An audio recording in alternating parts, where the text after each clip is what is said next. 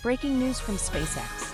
Today, the world's most ambitious space program, led by Elon Musk, saw its Starship rocket take to the skies once again. Launching from Boca Chica, Texas, Starship climbed to an impressive altitude of 90 miles, reaching speeds of over 13,000 miles per hour. But just 8 minutes into its flight, communication was lost, and the rocket disintegrated over the Caribbean, near the Turks and Caicos Islands.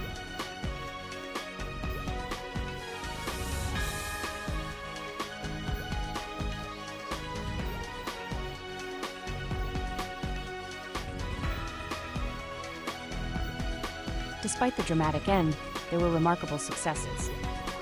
The Super Heavy booster completed its mission, returning to the launch pad as planned, showcasing SpaceX's groundbreaking progress in reusable rocket technology.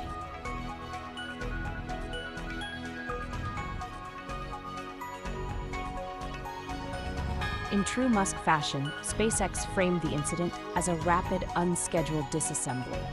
Musk remained optimistic, promising that the team would analyze today's data to refine the path toward interplanetary travel. Today's setback isn't the end.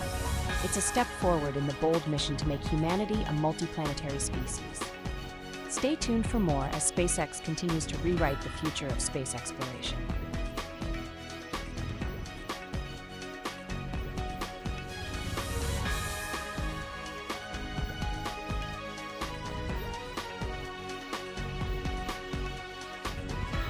Breaking news from SpaceX.